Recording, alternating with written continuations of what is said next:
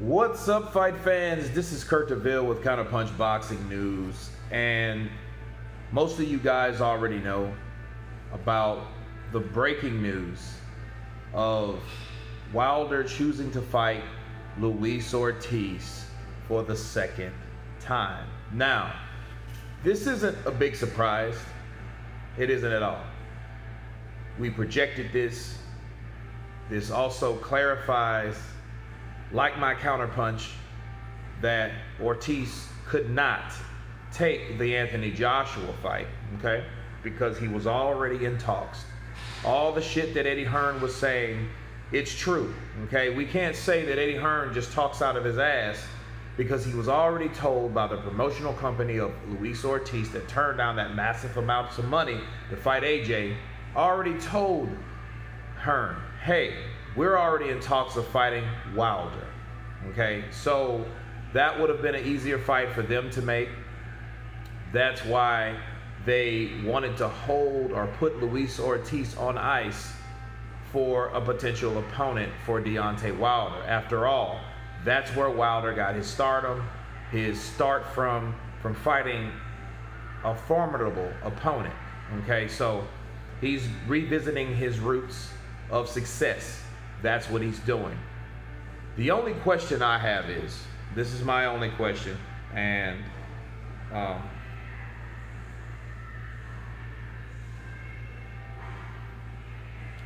gonna look it up like I promised. Shouts out to Oran X1. He made a good point, and I agree with this point. Do you see everything that's going on in the sport of in the sport of heavyweight boxing, in the heavyweight division? What's going on right now? Anthony Joshua is fighting Andy Ruiz on June 1st. Deontay Wilder has took care of Brazil. That frees up that, as of, for Deontay Wilder, that freezes him up, or that frees him up to fight an opponent, right? Anthony Joshua is calling him out left and right. Anthony Joshua is making more offers. Now he's suggesting to sit down to talk face to face, right? We all know that. That has happened as of yesterday, okay? It is 109 Central where I'm at. Why is it now that these guys were talking, like Deontay Wilder pronunciates it? He pronounces it, hey, we're talking. Why all of a sudden you want to choose Ortiz now when you're so close to a Joshua fight? Why would you prove everybody right instead of proving them wrong? You know, we know he's went out and said, oh, that won't happen, and I got my schedule, but you got your schedule according to who? Who's making your schedule if you're supposed to be your own boss? You're the man that makes demands and commands things to get made, things to get done. You're gambling on yourself. But if you're cross-comparing what you could have had by fighting Brazilian mandatory for $20 million and then turn around and fighting Dominic Brazil for $10 million instead of 20, now you're fighting Luis Ortiz for a rematch, which shouts out to Ortiz. I mean, I'm not saying it won't be a good fight, but that's not the fight we want to see, people. Regardless of, let's run that back. This is no different than Anthony Joshua taking a Dillian White fight. See, if Anthony Joshua was doing the same thing that he been doing, right? Fighting in England, entertaining primarily the British public, right? Keeping his status quo over there.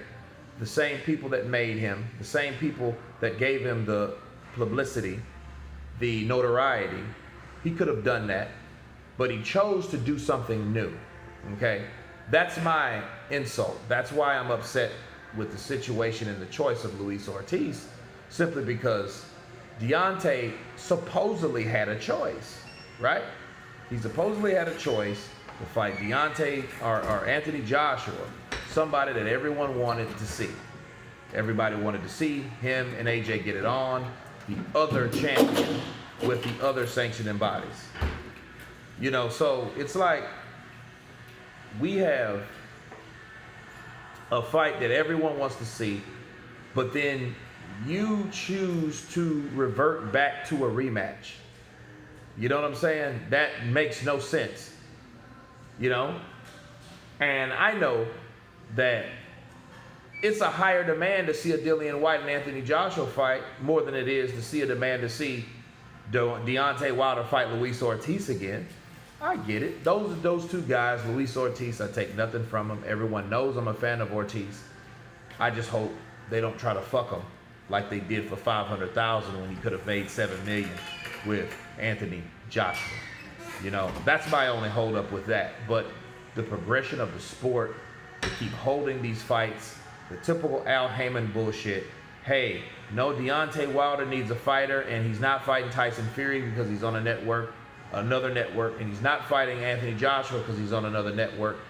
So we're going to give you other people to fight besides the person or the fighters that you really want to fight. And that's sad at the end of the day. That's really pitiful, you know? And it just shows you guys that Deontay Wilder does not make his own decisions.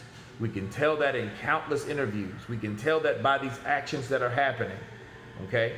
You can tell that this guy don't make these offers when, oh, let's just let me and Deontay should come face to face, right? Now all of a sudden, oh yeah, this is made. That fight has been in production. It was in pre-production anyway, okay? And it's hard to say otherwise because it's happening. When it's rumored to be happening, then all of a sudden it's happening. You know, obviously the rumors are true. So you can't say that Luis Ortiz, he couldn't advance because he's a slave of the PBC, along with Deontay Wilder, which is the primary puppet. You know what I mean? Danced around on some strings. That's all these guys are, and it's sad. Then they don't have their own voice. I know Luis Ortiz don't. Deontay Wilder claims to have his own voice. Like Dante's Boxing Nation state, it was funny when anyone asked about Anthony Joshua, he didn't have much to say. And he's normally ever lost for words. That's what the quote was from Dante's Boxing Nation. So they know that fight was going to happen. They couldn't talk about it because they already knew they were fighting someone else. So why would you stir up the public's interest? So that also proves another thing. Anthony Joshua was right about Deontay Wilder trying to build, or building, not trying. He's doing this. He's building his profile off Anthony Joshua's name. He ain't fought the motherfucker. It seems like Anthony Joshua wants to do everything. Get this motherfucker in the ring. What do you want? You know, what do you want? Sit down and talk to me. What would be a fair thing for you to offer to get us to fight?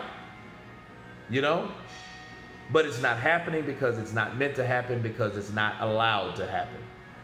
They want Deontay Wilder raising that profile, knocking out Ortiz again. That's why they could not let AJ get in there with him, because if AJ beats Ortiz, what the hell? They lose all credibility. Now that's just another person. Then let's say he does it faster than Deontay Wilder did. It took him 10 rounds, right?